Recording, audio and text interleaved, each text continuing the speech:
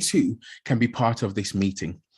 So with that being said, let me pray, and then I'll hand over to Dr. Natalie Nash. Father in heaven, we want to thank you so much that you've given us another day. You've given us more time to come and learn about the laws of health that govern this system. Lord, we know that you want us to prosper and to be in health. So I pray, Father, that as Dr. Nash presents for this evening, that our minds will be awakened, that we will learn things that we've not learned before, that we've never known before, and that we can live the best, healthiest lives that we can. In Jesus' name we pray. Amen. Dr. Nash, it's over to yourself. Okay, and welcome everyone again. We're so happy to be here with you and to continue yet another session.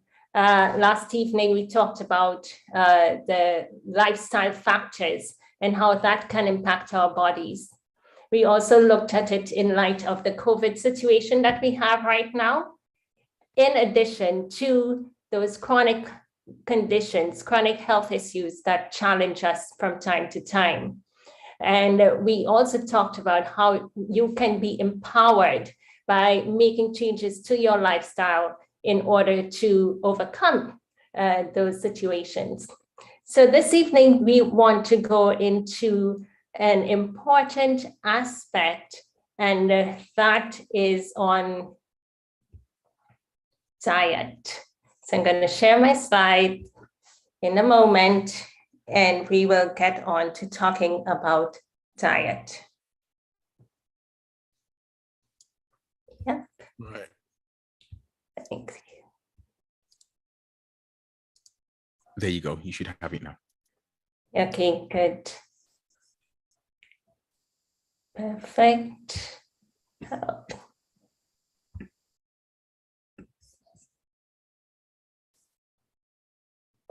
Okay, so we are looking at the diet question, and we are talking about healthy communities. And again, healthy communities start with you. Healthy communities starts with me. Each one of us, when we come together, we make up a healthy family, a healthy church, a healthy community, a healthy school. And as we live together in harmony and we seek each other's interest, sometimes you would see these healthy communities going out into the lot and planting their food crop and sharing all those which the plants that the Lord has blessed them with as they utilize their hands. And when we do that, we tend to feel better about each other. We tend to feel healthier, more energetic, we're encouraged. It's a whole way in which we can commune and seek good fellowship, healthy fellowship too. So as we seek to do things together in our community, it's always good when we can experience good health as we are going through those events. Why? Because if we're not healthy, we don't feel well, and then we cannot participate as much as we would want to, and we can have sad, at times. But God's ideal for us is that we be in good health. And how can that be accomplished? So while we're talking about COVID, we're also looking at the underlying conditions that exist with COVID.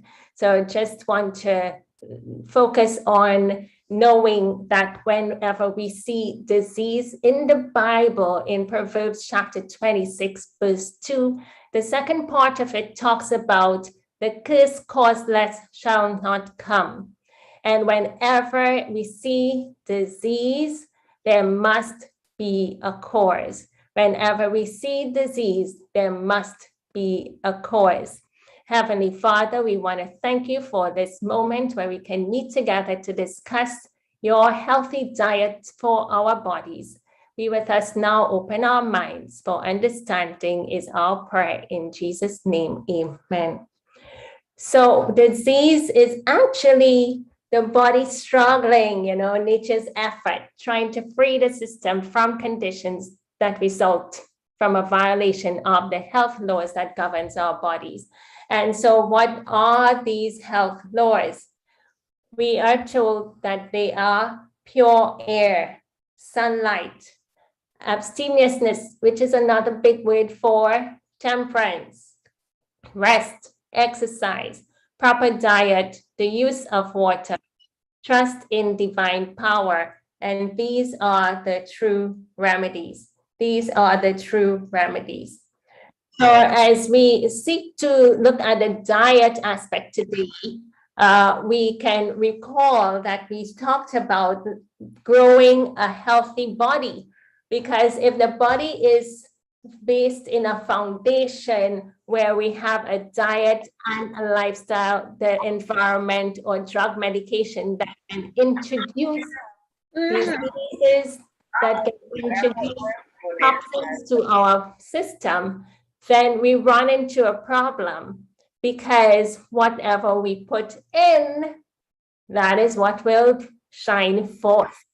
And could it be that some of us were reaping the fruits of coronary heart disease, stroke, obesity, hypertension, cancer, high cholesterol levels, asthma, constipation, memory loss, acid reflux, and the list goes on and on and on. Interestingly, the list here could be huge and without an end.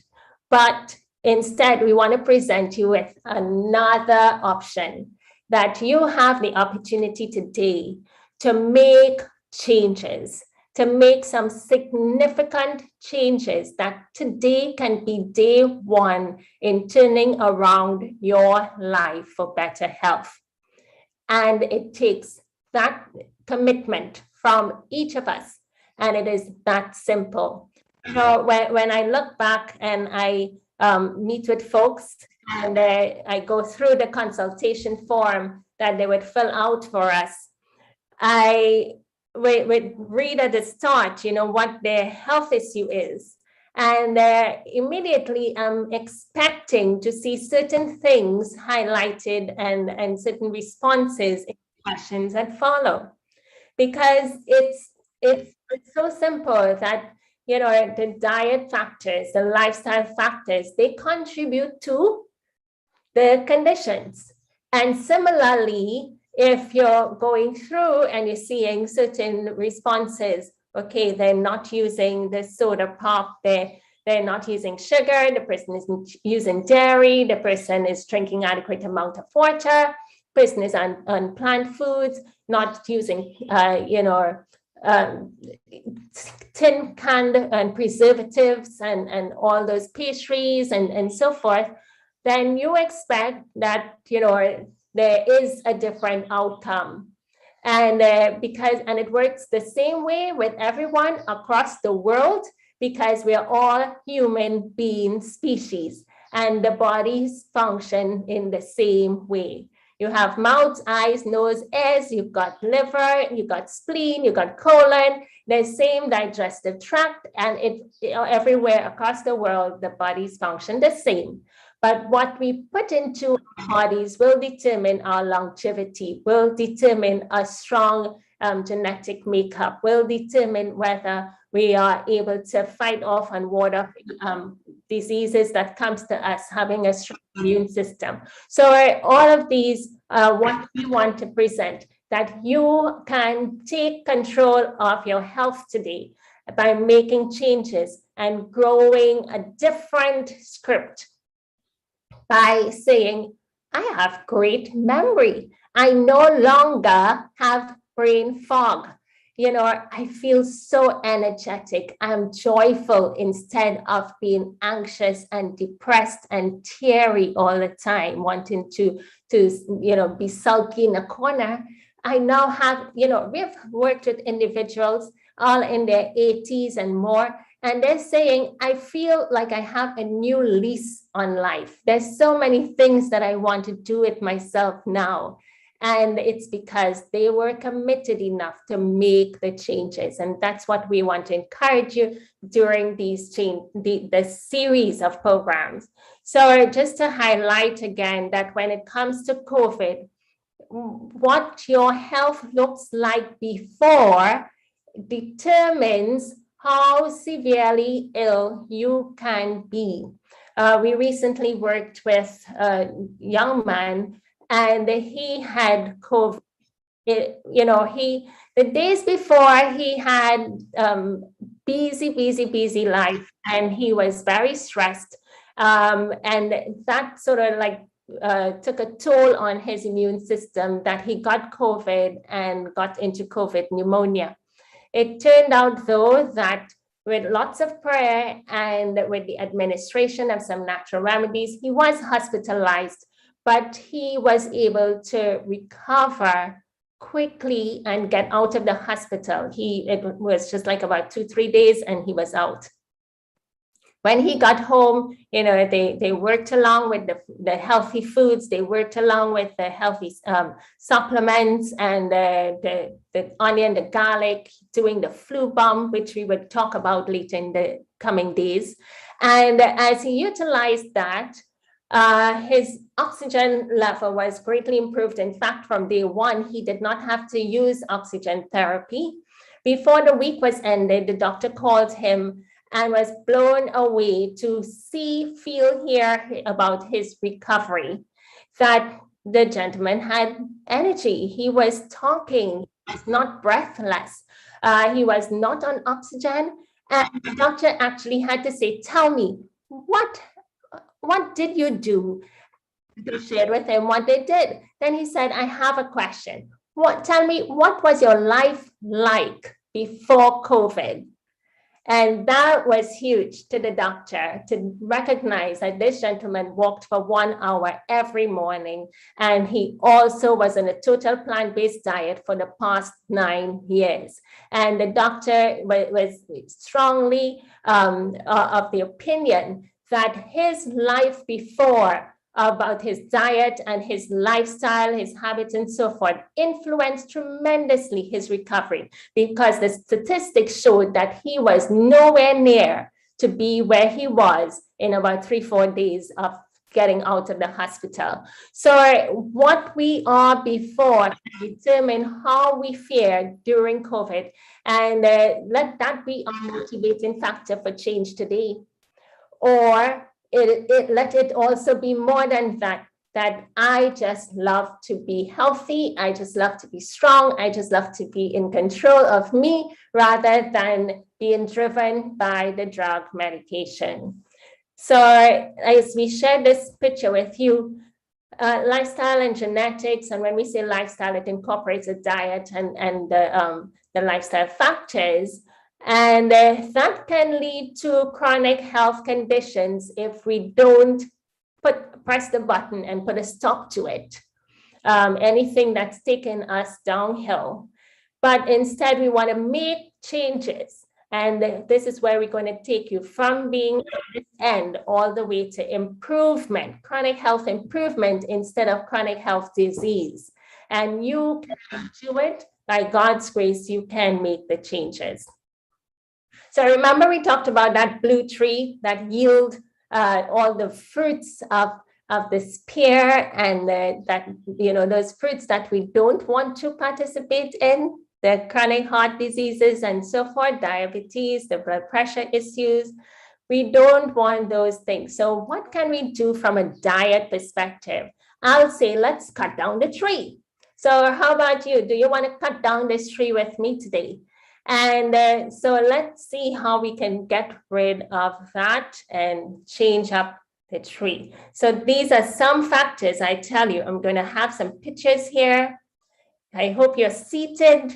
I hope that these pictures did not make it on your table today. But if it did, then certainly let it not get onto your table tomorrow. All right, so start off with this one. I'll go straight to tell you, without hesitation, that the flesh foods and their byproducts do hurt human beings. We were not designed to eat meat. We were not designed to eat animals. They are God's creatures, and they were prepared. They're not for our consumption. And so, by partaking and eating of these things, you can increase your cholesterol levels, increase inflammation in the body, increase fat within the system, creating an environment for high blood sugar. You take these things out of your diet and your blood sugar is normalized, your blood pressure is normalized, and you want to know, just like that? Yes, that's what it takes. So this is what it takes to make someone diabetic. And this is what it takes to grow that tree with all the ills. Let's look also at, the Sunday lunch chicken that you may have prepared yesterday, or the beef or the pork or the eggs. Yes, all of these will hurt us. All of these will get into your system. Good, you're getting proteins from it. Yes, but we can get proteins from other sources too. And without the additional cholesterol, without the additional fat, without the additional sodium, we can get healthy options otherwise. So these things, let's exit off out of our diet. What about the fish? Folks tell me that I need omega-3 fatty acids. I totally agree. We want you to get omega-3 fatty acids. It's great for the brain. You would be able to do well in your exams, to be able to think clearly, especially as you're growing older or younger. And as you want to get all of that, even it's great for the heart, but you do not have to resort to the fish. So let the fish be friend and not food. Let the fish stay where they're at. And instead of having the fish, where do you think we can get the omega-3 fatty acids from? If anybody knows, and they could put it in the chat, where can we get omega-3 fatty acids in another source in the plant kingdom? Let's see. Anyone in the chat want to respond? Linseed, excellent. Flaxseed, great. You all guys are all on target. Perfect. Yes. So in your linseed, your flax seeds, as you may know it, has adequate amount of omega-3 fatty acids without the high cholesterol that fish has. And so fish is loaded with cholesterol. And if you do eat it, it sends that level up just the same. And the fats within it can elevate your blood sugar. We also want to look at dairy. So dairy is one way in which we can succumb to chronic diseases. And when we say chronic, it's here with you for the last 5 years, 10 years, 15 years, and it's not going away. One of the things I'd like to let you know, if you've not recognized already, is that drug medication do not cure. They may give relief to the situation. They may help you to manage the situation. They may manipulate certain functions in your body. For example, you can have a suppression of, say, hydrochloric acid, if it is that you have acid reflux. But that's not the answer by preventing you from producing sufficient hydrochloric acid. You do need that for breaking down your proteins. Now, what are you doing? Disrupting the normal body function. It's going to show up in some other way to a negative effect. If you have high cholesterol, you might go for a statin drug that would look to suppress the production, your own production of cholesterol. Meanwhile, you're taking in cholesterol through these foods because of taste and custom. That does not really add up because you're suppressing a certain body function. So let us allow our bodies to be free and to function in the way in which it is meant to be, and remove these foods that can trigger and present to us heart disease, heart attack, or stroke. So the dairy item needs to go. Take that out, and our blue tree is just being chopped down, out and away. And the ice cream, it is lethal when you have that milk and sugar combined together. In fact, the powdered milk, it tends to oxidize. And when you put that into your system, it does the same and cause the cholesterol plaque to grow. If you put, the butter is in your cake, the cheese here in your pizza, all of these will cause issues. Sugar also, the processed sugar needs to go. That increases inflammation in the body. What about all these fast foods, fried, and lots of high refined carbohydrates? These things tend to elevate the blood sugars. They tend to elevate the blood pressure. They can cause disruption to our blood vessels. And so let us be mindful, as to what we are having. Some of these foods, you might have allergic reactions to them. Corn here, corn is great, but depending on where you live, corn might be genetically modified. And that's a problem for your gut microbiome. And so, be very selective with what you take into your system, into your body, and understand what you put in will have an impact on your health, either for the good or for the bad.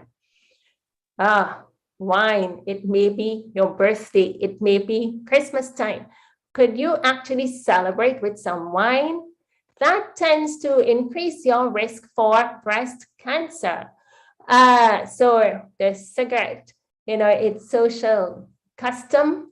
No, these things are loaded. In fact, cigarette has about over 4,000 different types of toxins. You know what is toxins? Poisons to the human body. So if you're smoking directly or you're getting it through a secondhand smoke, you are at risk for getting lung cancer or throat cancer. What about the ketchup? One of the key things with the condiments, these sauces, is that they may have vinegar in them. So read your ingredients. By and large, they do have vinegar in them. Vinegar is acetic acid. Our teeth do not like vinegar. It can cause our teeth to rot from inside out. What about our red blood cells? Vinegar doesn't like your red blood cells. It will watch your red blood cells and shoot it with one dose of vinegar and burst your red blood cells. And you want to know why you are anemic. What about your bones? The aches and the pains, vinegar will cause your bones to be deteriorated. It is not a healthy item, even the apple cider vinegar. It is, vinegar is actually alcohol gone bad. It is fermented. You have the first stage of fermentation is wine, then you have the next stage is alcohol, then the next stage is vinegar. So vinegar is actually worse than alcohol. And so individuals who are consuming this, we see that they come to us later on, they have issues, and we talk to them about removing it from the diet. Chocolate, again, chocolate has theobromine in it. It's cousin to coffee, and these things tend to arrest your nervous system. Suppressing it, it constricts or close in tight your blood vessels. Then they can also trigger, bladder cancers, cancer of the breast, and so forth. So they're not, again, when you're seeking for good health, you want to be able to use items that's all good. That is all good. That doesn't give you some good and then come like a bat and hit you some balls or strokes with some, some evils or ill health. So we want to be able to use items, choose to do and use items that will be healthy. Now, some of these spices, individuals like to use them regularly. See, cinnamon has a nice smell. Cinnamon may be used to lower your high blood sugar levels. Cinnamon can also be used to increase gastric juices if you had low stomach acid. But they do that anyway, whether you had a need or not. So they do have medicinal value. If you were to go back in history, in ancient of times, these things were very much used as their form of medicine because they manipulate certain areas of the body. The nutmeg tends to manipulate your central nervous system. So these things have medicinal values, meaning that they do, make changes up in your body. But when you use it as part of your diet every day, you're doing the same kinds of chemical changes, and that can cause problems for you in the long run. So we rather leave items alone for, where they should be as medicine, rather than using them every day as part of our diet. Great. So oils. The oil in your diet can make a huge difference if you remove it. So some folks may be cooking with oil. You may be cooking with canola oil. You may be cooking with olive oil, with coconut oil, with rapeseed, which is the same as canola. But what is it, or soybean oil, the plant, they came from plant. Yes, okay, but, it's processed. You don't go on a tree and pick an oil. No, it goes through some processing. So when that happens, you get this concentration. And when you get a concentration of the item, it can cause problems for you. So what we see is that individuals, say, for example, they have high blood pressure and they have made changes and they're doing really well. And you check with them again. Are you using oil? Yes. Please take it out of your diet. Please stop cooking with oil. And when they do, they're doing great and the blood pressure is gone away. The oil tends, think about your blood vessels as a tube. And when you ingest the oil, it can cause inflammation on the inner lining of your blood vessels and cause the arterial plaque to grow or cholesterol plaque to grow. So when you remove it, folks do better. And these things are, we see it in our, practice as we work with individuals and consult with them. But we also see that the research talks about it. And there's studies on this that shows the benefits. They've done the animal studies, and then it's been shown on humans too. And people would always do better when they don't utilize the oil as in cooking their food. So now we're going to go into what do I do? So these are areas, that we have looked at in what to remove from the diet.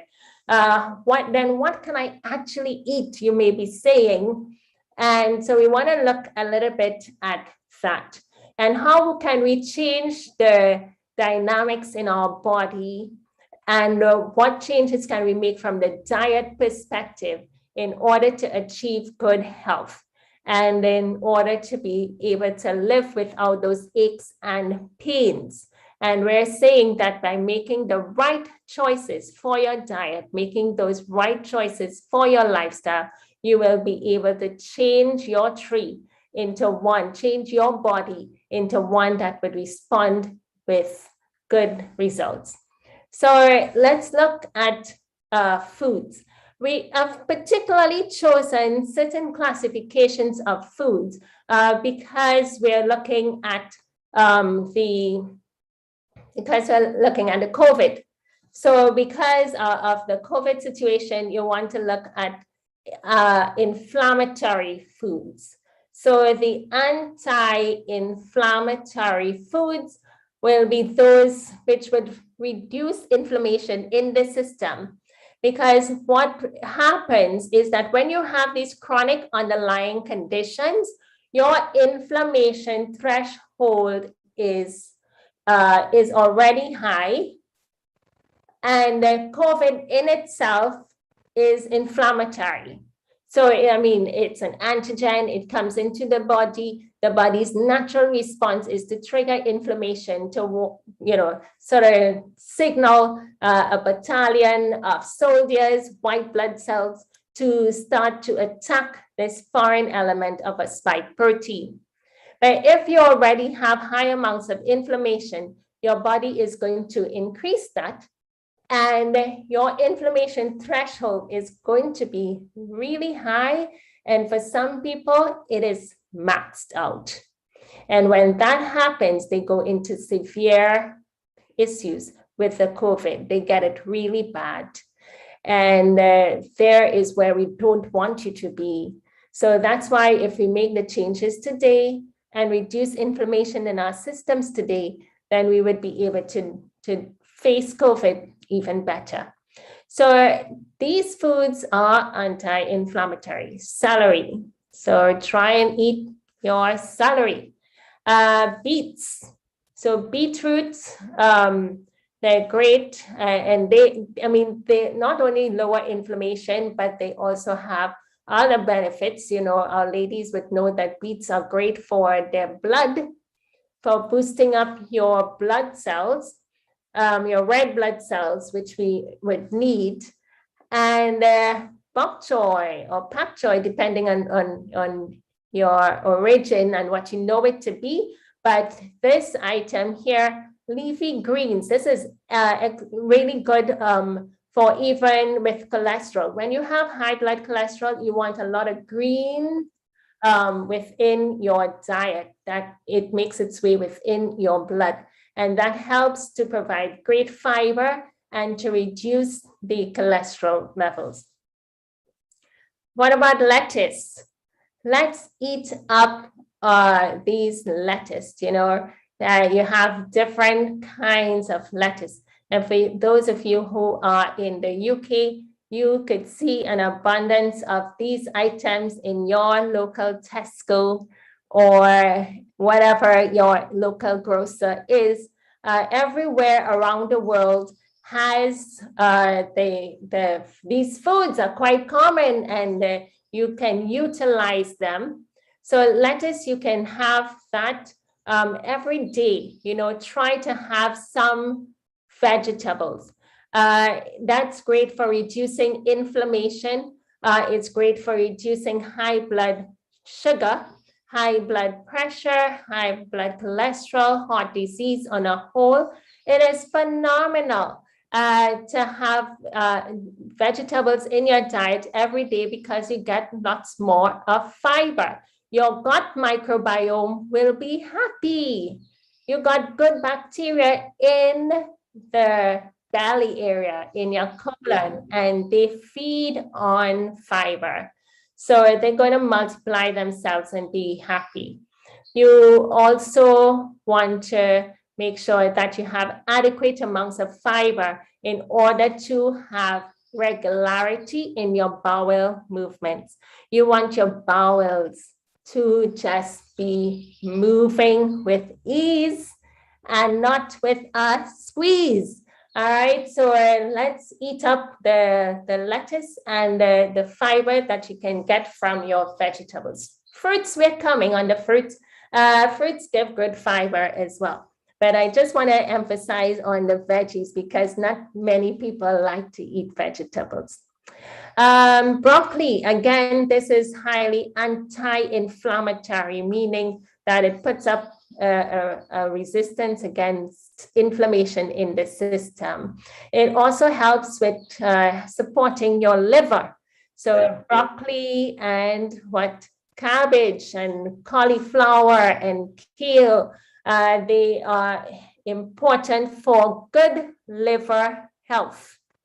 And every time we think about these chronic diseased conditions, we would say to folks, let us support your liver, and probably would recommend a supplement, to support your liver health, because the liver takes a lot. Even the drug medication that you are on, the liver would have to see that drug medication, and most times break down the drug medication in a form that it is less toxic to you, so that the medication doesn't kill you right away. So the liver, takes a lot. The liver has over 500 different functions in the body. So it has a great work. And so every time you eat, like, the cabbage or broccoli, just close your eyes and chew that food and say, thank you, God, I'm eating for my liver's health, and so that's one way to enjoy your meal and make sure that you're eating and consuming something that would be helpful. So as you utilize these cabbage foods and their families, so the Brussels sprouts, so we talk about the cabbage, cauliflower, broccoli, Brussels sprouts, kale, those of the cruciferous family, they are hugely important for detoxifying the body. They are also important for anti-inflammatory foods to your system, and they are also important for supporting the health of your liver. So eat much of those foods. Now, onions and garlic, they are great for antiviral, anti-inflammatory as well. The onions, it's phenomenal for respiratory issues, especially asthma that you may know. You can actually, if you feel sort of like your chest is tight and you can barely breathe. I remember last year someone from the UK wrote me and she said, my sister, she's getting problems to breathe. The sister was in another country. And she said, my sister is getting problems to breathe, and what can I do? What can I do? So you would look to see what the person has in the home. And so I said, does she have onions? Yes. Please ask her to take that onion, cut it open, and just start biting into the onion and eat the onion. And as she did that, the sister started to cough after a while, and she coughed up one thick chunk of mucus. What it does, it gets into the lungs and it helps to break up the mucus inside of there. So, and loosen it up. And so she was able to feel better and breathe better. And so it works great for those who have asthma situations.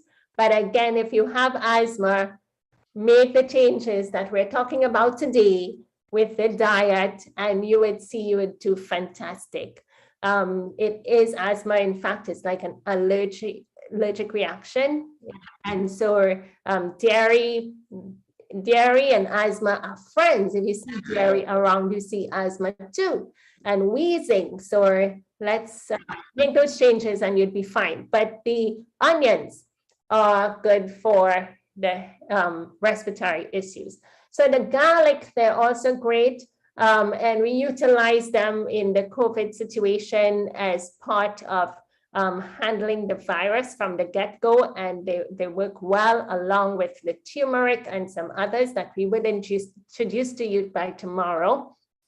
And if you have heart disease, or you have high blood cholesterol levels, or high blood pressure, you find that the garlic, 4 cloves of garlic can help to reduce the blood pressure. If you, depending on how severe it is, 4 cloves of garlic once to twice within a day. You can eat this around your mealtime. You want 4 cloves of garlic, not the entire family pot. Heat up the garlic, don't take it straight, but heat it up, and then you can eat it.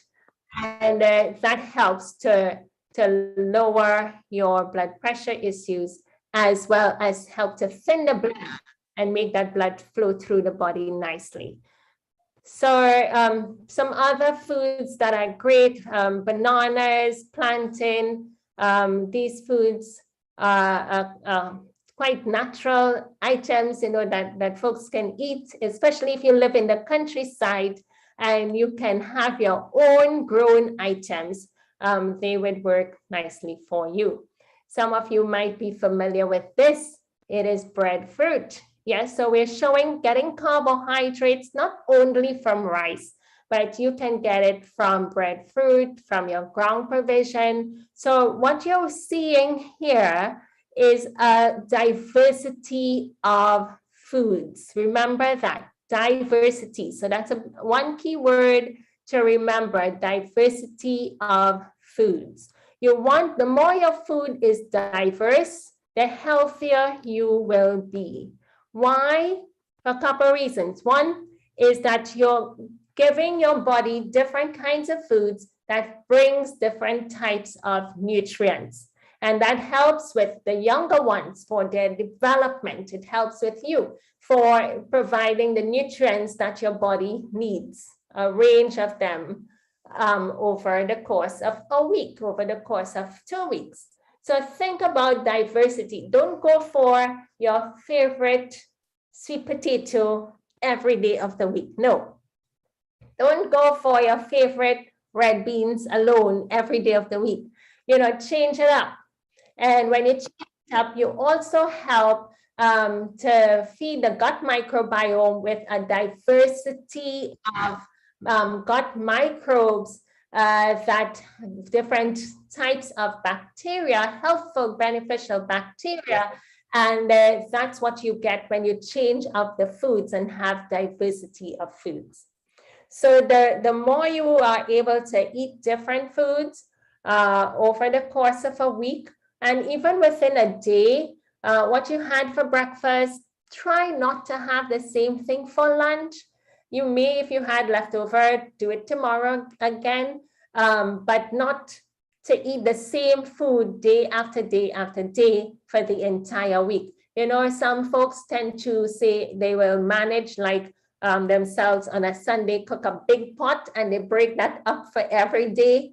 Not a good idea, because you are not feeding your body with adequate amounts of nutrients. So you want to change up the food. So it's better that you prepare smaller portions, that every day you can have something different.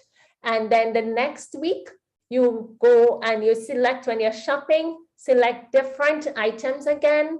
And you keep doing that until you come back a cycle. But to have the same foods repeatedly for over time is not the ideal for good health. What about these avocados? They're phenomenal. In fact, avocados tend to lower cholesterol levels. Yes, avocados lower cholesterol levels. When you have high blood cholesterol, eat an avocado will be great. We are not telling you to eat it in abundance. So remember that law of health that talks about temperance. So we will be temperate in all things. So avocado, you may love it. Some of you may call this butter pear, yeah? And some may call it zabuka. It depends on where you're at. So, but the picture tells you exactly what it is. And so note that it does not elevate your cholesterol, but helps to lower. It's a good, healthy fat source. So you have healthier fat options, say from your avocado, your nuts, your seeds. Those are healthier fat options as compared to the oils. And when we say oil, just let me interject here, also butter and margarine are items to leave out. I know that there are some folks would say, but I can get margarine that is from a plant-based source that's made with soybean oil or coconut oil or so forth. Understand also that when you go for it, it's firmed up. It has saturated fat in it, or it might have compounds in it to cause it to be a trans fat. And the body sees it just like saturated fat, just the same. And it causes issues in your blood vessels and too much fat in the blood. So the margarine, even if it comes from a plant base, it's like sunflower margarine. No, it's a trans fat stuff in there. Leave it alone. So eat your sunflowers instead, sunflower seeds. Okra, again, great item. So there's so many food that are helpful. We have pineapple, luscious mangoes, great. They even have B12 in the mangoes, you know, nice nutrients. Mangoes are great for the eyes, for the vision, even for the diabetics. And for our diabetics, we do not limit them on fruit intake as long as you're following the plan. And the plan is total plant-based foods, no flesh foods. When you're on flesh foods, you've traded off your fruits, you know, and you can't have as many fruits. But if you want to have to be in good health, you can get your fruits and you leave the flesh out alone and you can do well. While our diabetics may eat the mangoes, you don't want them overripe, but this is fine. Oranges, again, great antioxidants in here, and vitamin C, which is hugely important in these times. Tomatoes, great for vitamin C as well as for lycopene. And our men will do phenomenally well with lycopene for a healthy prostate gland. They're, by and large, most of the tomatoes, even when heated, will increase the lycopene content for our men. Strawberries, excellent for anti-inflammatory. Brown rice, let it be the rice of choice as compared to white rice. Let's go for the peas. The peas, they're loaded with protein. They're loaded also with different minerals that we can source, pecans and all the other nuts. The walnuts, looking like a brain because it's healthy for the brain. The pumpkin seeds, they are great for magnesium. For our ladies who are in menopause, a handful of pumpkin seeds will help to reduce your hot flashes. Our men, a handful of pumpkin seeds for breakfast and for lunch, just the same. It's going to help to give zinc to your prostate gland and prevent it from enlarging. All right, pumpkin seeds is one of those great foods for having a healthy prostate gland. So the zinc from here, great for the eyes and the vision as well. Chia seeds, we mentioned them, excellent, 2 tablespoons of chia seeds, and all of this for the chronic disease conditions, for brain health, for, you know, chia seeds will work well, and the flax seeds, this is what we talked about, excellent for reducing inflammation. So if you have inflammation, be it in arthritis, you know, inflammation, if you take 2 tablespoons of the flaxseed, that's grounded. So you gotta put this in a blender, enough to cover the blade and pulse that, blend it, or break it down in some form. You gotta break the seed to get the medicinal value. And then you take 2 tablespoons of that and you add it on your peas, you put it in your cereal in a day's time. That's gonna help to lower your blood pressure. It's gonna help to reduce inflammation in the body. It's gonna help you for your brain health. It's gonna help to ease with those aches and pains. So flaxseed is excellent for everyone. Okay, so let us look at the plate. How do you actually eat for your breakfast and for your lunch?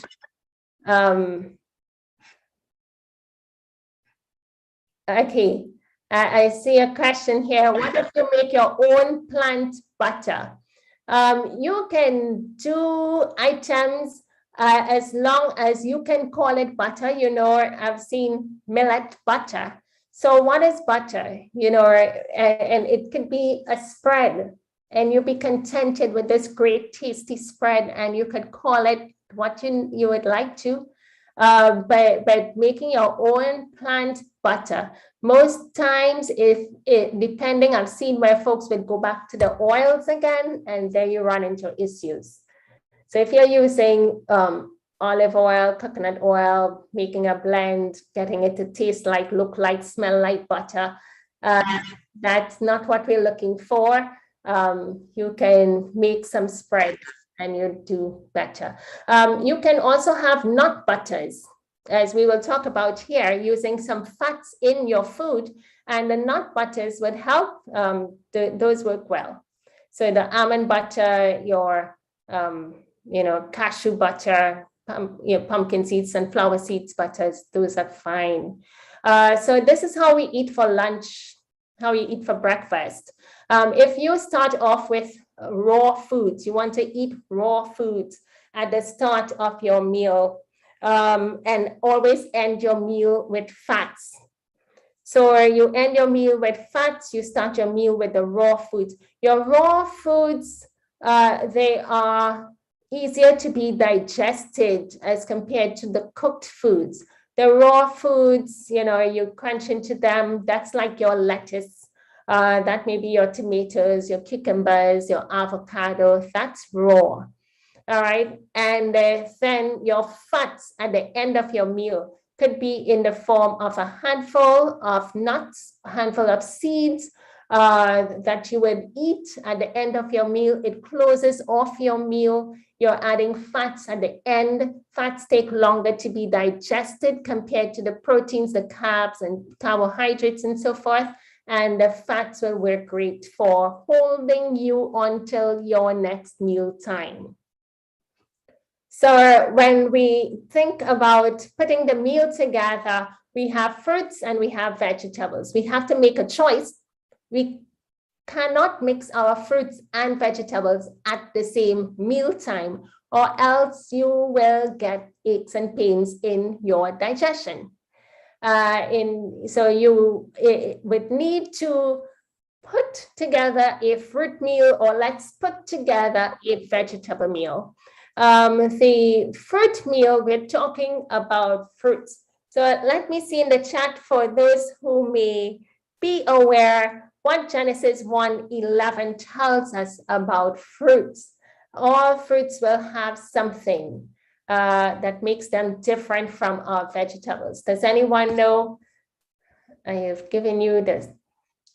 So it's Genesis 1:11.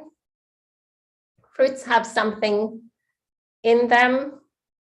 Good. All right, Mary says seeds, Marlene seeds. Yes, fruits have seeds in them. Any botanical, material, nutritional book would tell you seeds on the inside, they are considered fruits. So I'm showing you pictures of fruits and vegetables. I'll show you how to put that on your plate.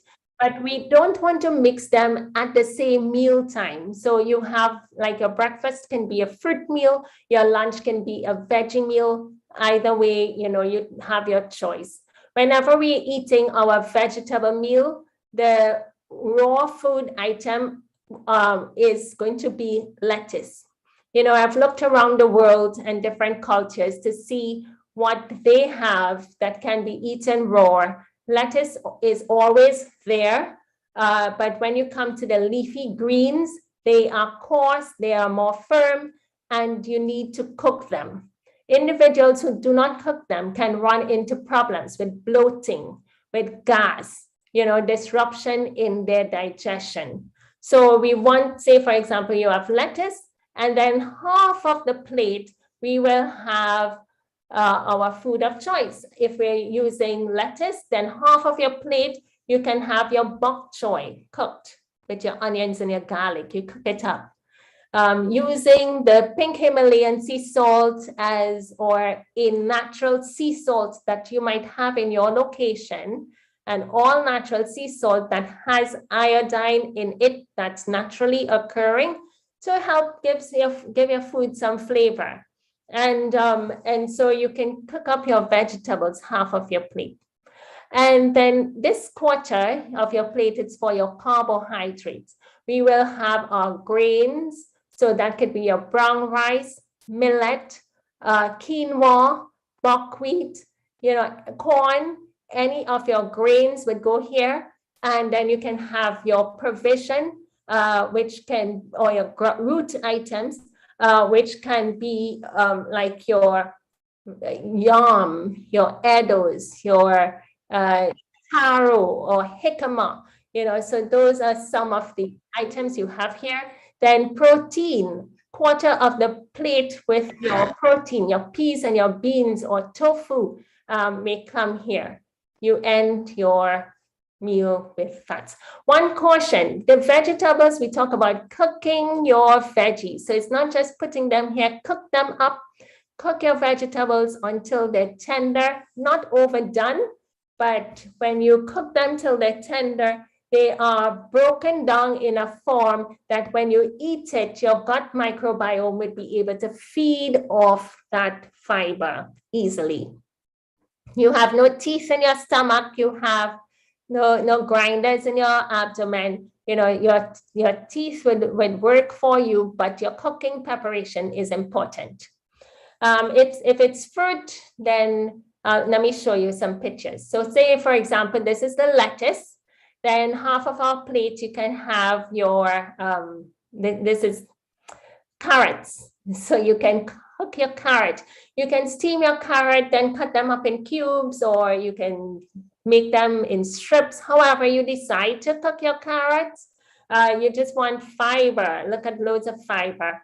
Then this is your brown rice. Then you have your peas, and end your meal with a handful of your nuts or seeds as you so desire. When you eat like this for breakfast and when you eat like this for lunch, what do you think? You're not going to feel hungry all the time. Make sure you eat enough. All right. Make sure you eat enough peas, not 2 spoons of peas. Anywhere at least 3/4 cup, at least, depending on your size, anywhere 3/4 to 1 cup of peas. Get sufficient amount of protein, and the same thing for your carbohydrates. All right, let's take another look. If you had lettuce again, you can do some beets.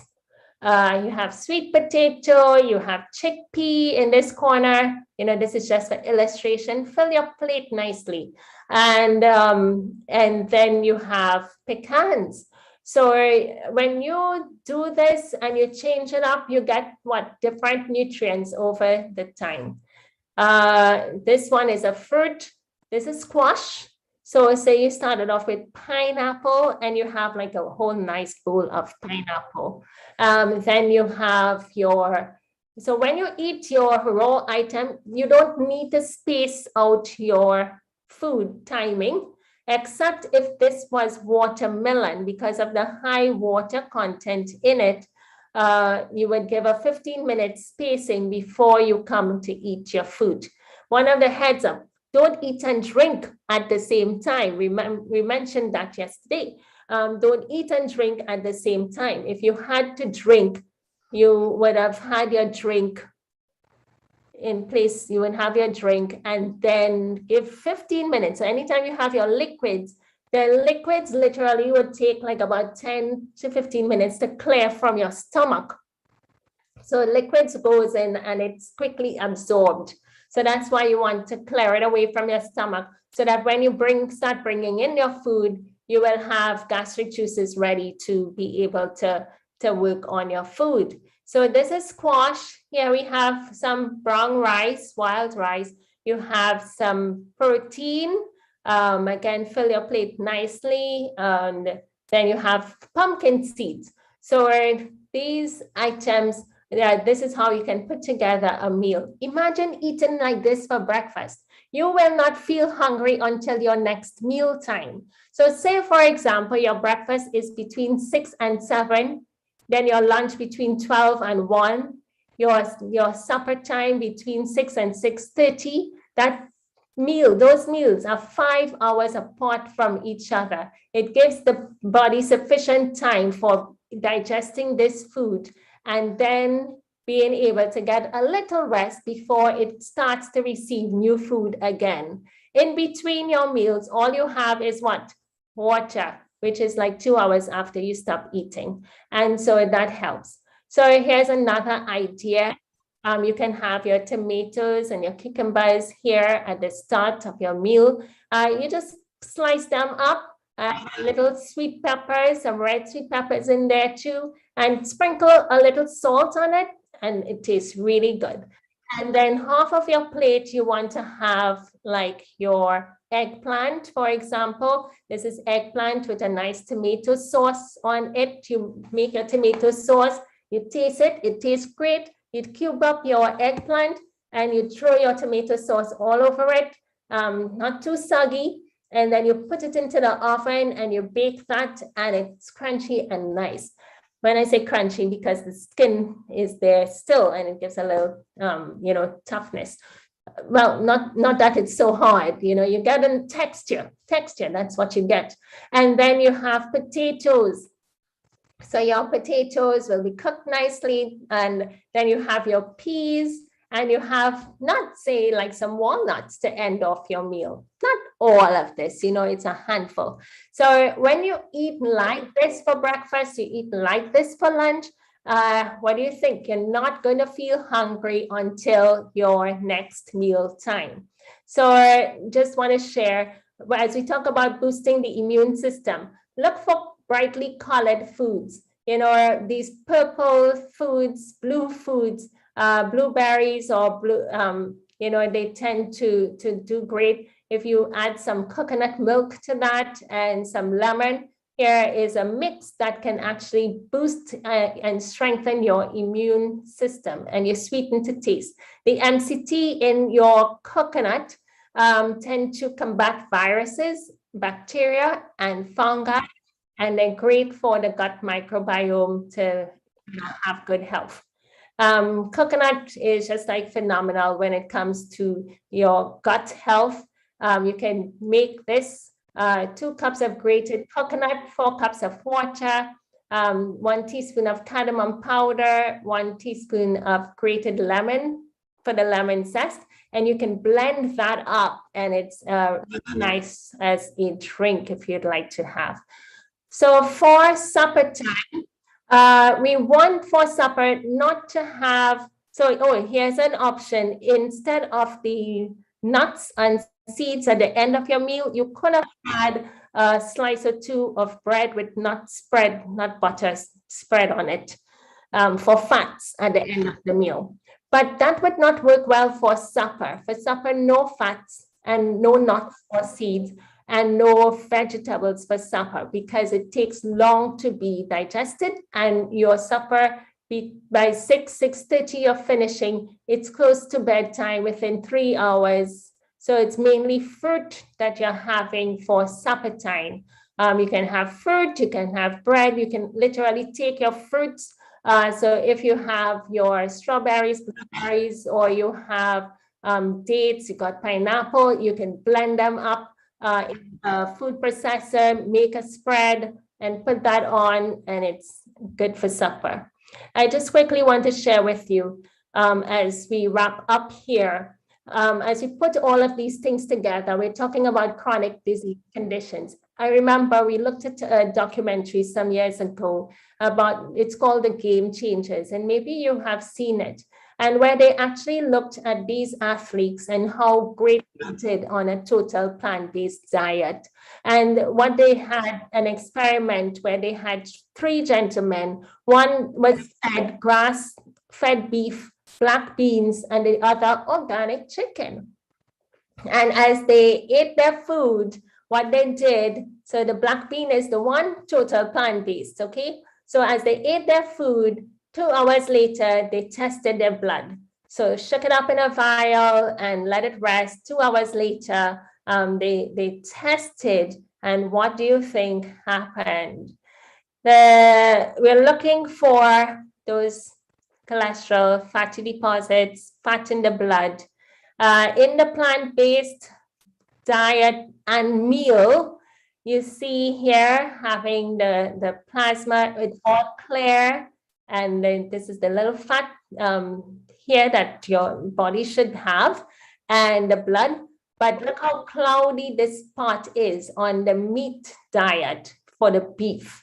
And that is after one meal. Imagine that all your meals are on the flesh food items or the byproducts, and this is what is happening to your blood. Just want to share the story of my dad. He was 66 years old at the time. And for 32 years before, he ate no flesh food. No chicken, no fish, no sardine, no saltfish, no canned foods, tuna, nothing, no sausages or any of those things. But 32 of the latter years did not have any of that. However, he used what? The byproducts, the milk, the cheese, the eggs, the butter, the ice cream, the cakes, the pizzas. And he would have that, not in huge amounts, would eat moderately, but the byproducts just the same. And so what happened is that he would also have plant foods because he's vegetarian, yeah? And so he would have the fruits, he'd have vegetables, he'd have nuts, but lots of fruits in the home, but would still have the byproducts. Okay, and we talked about ice cream. Have ice cream once a week on a Friday evening on the way home when you're relaxed, and ice cream. So this is what ice cream is lethal.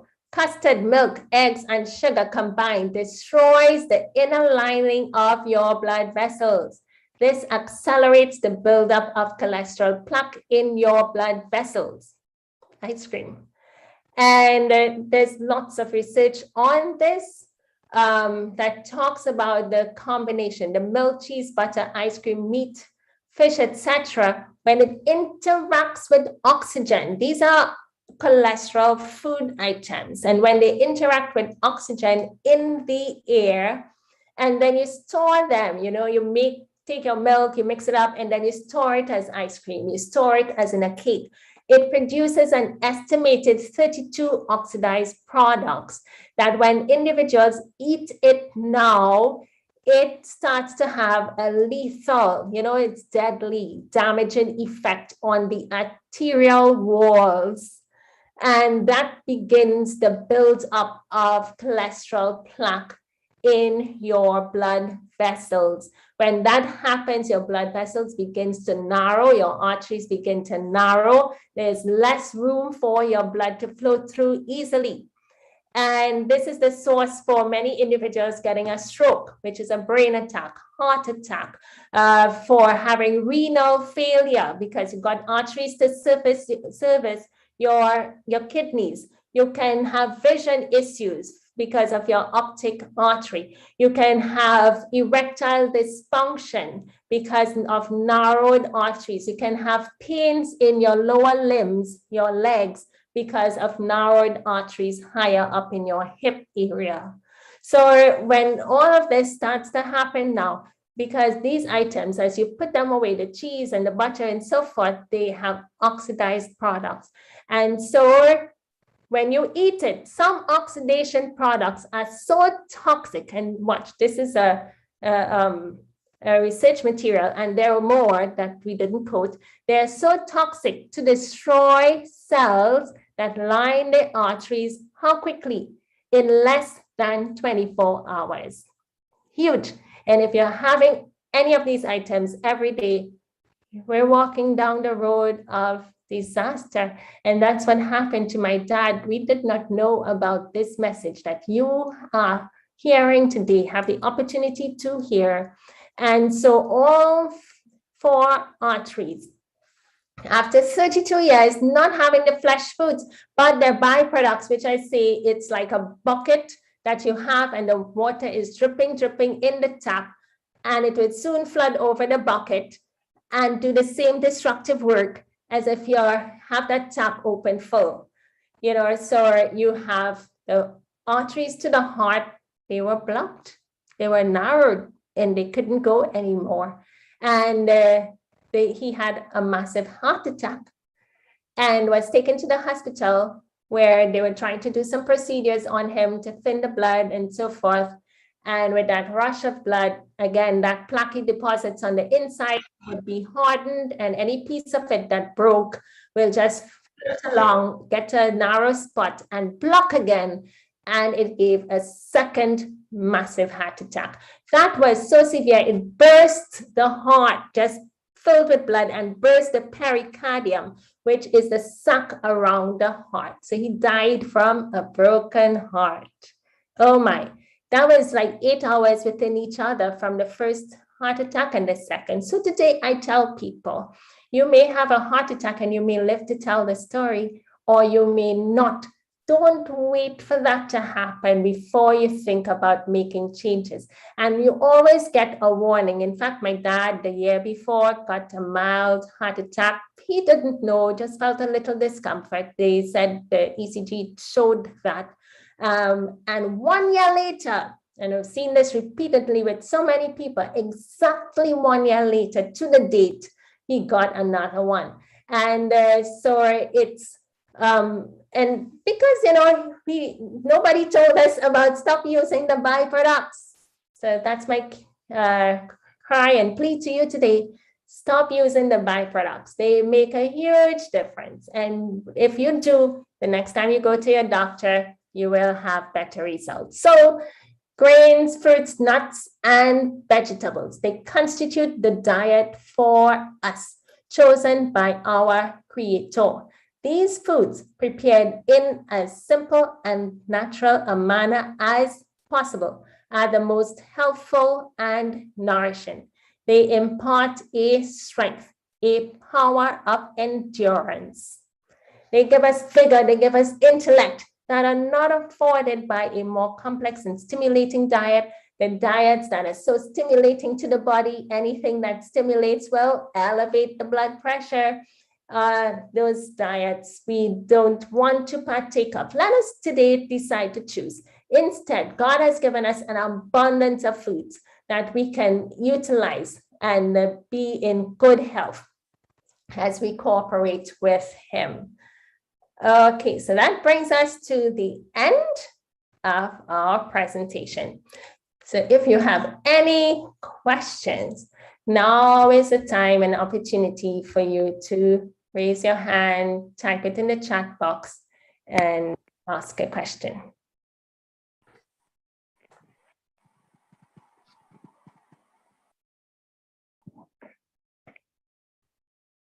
Okay. What are our thoughts about tofu? Okay, so tofu, it comes from soybean, and it's really the soybean that has been prepared, boiled, pressed, all the water out, and you get the texture bit itself. And that you can just curdle it. You can even use lemon juice and do that. And make your own tofu. So tofu is great. Soybean is actually the #1 source of protein on the face of the earth. If you're looking for protein, soybean is the one, high amounts. Tofu is just another way of preparing that soybean, and it's good item. So you can have it. Again, don't use the same thing over and over, but you do, your tofu most times will come plain, and then you put your seasoning to taste depending on what you want to render it to be. But be mindful, folks, about you're going on a vegetarian diet. If you're there already, great, but watch out for the processed veggie meats and so forth. Run from them. Don't, they tend to have a lot of preservatives in there, and that would cause problems with you. So many times I encounter folks and they're not feeling well. You have a talk with them, and then you ask, do you use any canned foods? And they say, well, yes. Packaged food, yes. Some veggie meats, stop. Because you run into problems, the preservatives that goes in there. I've been to China, and my friend took me to a big store, and she said, choose anything you want, everything you want, whatever, take up. And I walked and I made a turnaround loop out to the door. She said, you don't want anything? I said, no. I saw soy, so you could see soy shrimp, soy pork, soy goat, soy whatever. Nothing preserved. I don't want to put that in my body because I don't like being unwell. So if that is like you thinking like I do, run from things. Make your things from scratch. I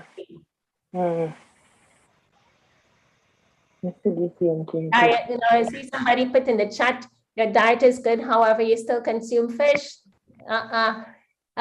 Fish does the same destructive work, just like the flesh meats do. It does less. Now, I've also done a lot of nutritional programs and dietitian programs and that sort of thing. And that's what they teach us. They would teach us for omega-3 fatty acids that you will use oily fish. And I sit and I watch them and I shake my head and I say, you guys, you're not going to get the victory by sticking on those items. You've got to get off it. God has provided every food that we need for every nutrition element that the body needs, and you need not resort to killing his creatures to get your food. All right, so make the change. If you're like somebody I've counseled in the past, made some mock fish from peas and you put some kelp in there, you would get a fishy flavor, and was contented to do that for a while, just to appease the mind. Whatever it takes, get off the fish. It's going to hold you captive for your health, and you're not going to get over. So they tell you that out there in the big world. They tell you it's better than the red meats and it's better than chicken. Yes, we hear you, but it does not solve the problem. The tap is still dripping. The bucket will soon overflow. You're going to have the same disease conditions, no change from one person to another. It got to go. All right. Okay, so I don't see any hands and I don't see any more questions. Dr. Nash, I've got one. It's come to me in a message. It says, is lectin good for vegans? Is lectin good for vegans? Okay, it could be lecithin. That's like soy granules. That is helpful to break down fat in the body. And so even fat in your recipes that you may have, I've seen where folks would use lecithin right within there to emulsify it down. So it's good. Folks with high cholesterol would use it. High diabetes, yeah, we recommend that as well. However, just watch, you have genetically modified soy, so watch to make sure it's organic. I see somebody asking about oils and how do you prepare your oil. All oils, rapeseed oil, canola, all the oils. Imagine the oils, they are pressed to squeeze, so what you're getting is huge amounts. What you're getting is in a changed form to consume in your diet. And we would cook the food without the oil. So where you thought about putting oil in the pot for your onions and your garlic, put water instead. with water instead. You don't need to cook the food with oil and pour it over your peas and your beans. No. For your fats, you're going to get it from your nuts, from your seeds, from your avocado, from your coconut. Eating the coconut, the dried flesh will be good as well, as compared to utilizing the oil. The oil, I've used it like in medicinal purpose. Say if somebody is constipated, they can use olive oil to help ease their constipation at the moment. If they have heartburn, acid reflux, they can use olive oil. A tablespoon. It tends to neutralize the acid in the stomach. But for cooking with oil, more and more we're seeing, especially individuals who have heart diseases, these chronic disease situations, when they remove the oil from the diet, they see it's a night and day difference. So you test it, and you would see. Yes, you can put flaxseed or chia seeds in your smoothie. Diabetics do not drink juice. Diabetics do not drink smoothies. They tend to elevate the blood sugar really high quickly, giving you sugar spikes. So eat your fruits, just for chance, one is diabetic, eat your fruit, and you'll do well. Soak the seeds, the chia seeds you will soak, and they will get bulk up nicely. So some people soak them overnight in their almond milk. Yeah, broccoli. So broccoli and there are lots of foods that folks have sort of tweaked. It doesn't mean to say that they're hybrid and so forth, but they don't. It's not like it's going to change us all up. You run more issues with genetically modified foods. So yeah. Or beans that would cause stomach pain and discomfort. So here's what to do, where you wash your beans nicely, but you need a certain equipment in your kitchen. It is called a slow cooker or crock pot. So those in the UK, to Argos online, and you can get that. Not advertising for them, but that's where I know you can find easily. And get steam pots from them too. So they have the triple layer steam pots, and that works. I prepared some carrots in that yesterday. And so you can get your veggies steamed. Cooking don't have to be long, You put on a pot with some items to steam. You have some bacon, and you have your beans in the slow cooker, and you get your rice cooker. You put all those things in 15 minutes, 20 minutes, you're out of the kitchen and your equipment cooking for you. So the peas and the beans get slow cooker. Slow cookers mean that you would put your peas and your beans in the crock pot, in the slow cooker at night. You can do that like about 8:30 p.m., 9 o'clock in the night. You put sufficient water. You can season it up one time, and you turn your knob onto high or read the instructions, and don't leave your dial knob on low like somebody did in the past and say it never cooks, but turn it up and let it cook through the night. And in the morning you wake up and you have your beans to eat. It will cook for like about 6 to 8 hours. And when that is cooked, it's well cooked properly, and you're able to eat your beans without getting gas. All right, so that's one thing. Another thing is if somebody does not produce sufficient stomach acid, then they're going to have problems in digesting their peas and their beans. So maybe you are on proton pump inhibitors that will prevent your stomach from producing stomach acid sufficiently, and you have problems to eat all of God's nice God-given peas and beans. Let's work to get off those PPIs, and now you start to produce your stomach acid again, and the body is working well, and you're able to stomach and eat your peas and beans happily without getting the bloating and the gas. So it requires some testing back and forth with what your real issue is, and what your history has been, and working your way. But I know once the bean is cooked properly, and we use the slow cookers, and they're cheap enough as an investment, and they work for years, and you're able to get your beans cooked tender, nice. You bite into it, it's soft and nice, and you don't get the bloating and issues. Yeah, so Galaxy says she got the crock pot and it works nicely. Flaxseed oil, no, don't cook with flaxseed oil. Don't. You use your flaxseed. 2 tablespoons of flaxseed, and chia seeds too will help with your inflammation and other chronic conditions. Diabetics have juiced apples. No, diabetics do not juice. Don't juicing for diabetics, please, because what happens is any juicing for anyone, you make smoothies, you blend up, you're breaking the cells and exposing the sugar, glucose content of the food item.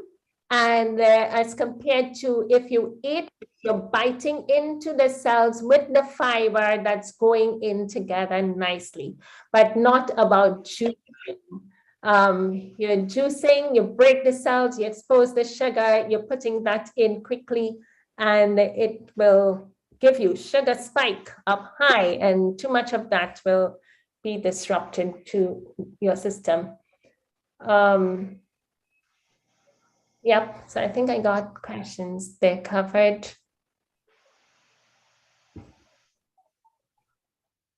Okay, Elder, we got the questions.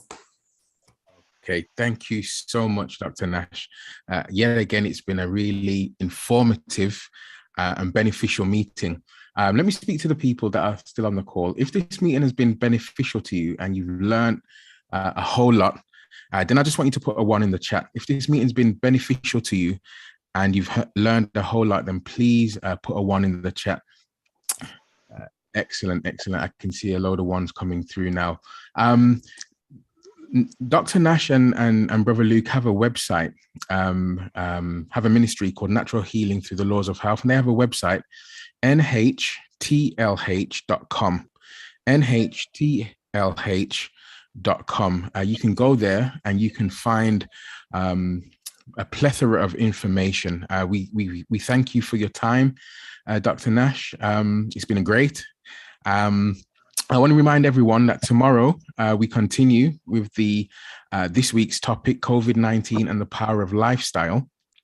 Because you've put a 1 in the chat, what I'd like you to do is send out the poster. Let people know that there's more than enough space on Zoom.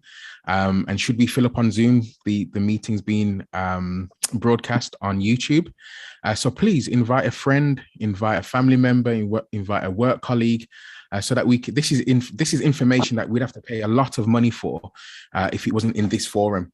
So while we have Dr. Nash with us and Brother Luke, let's make it accessible to everyone.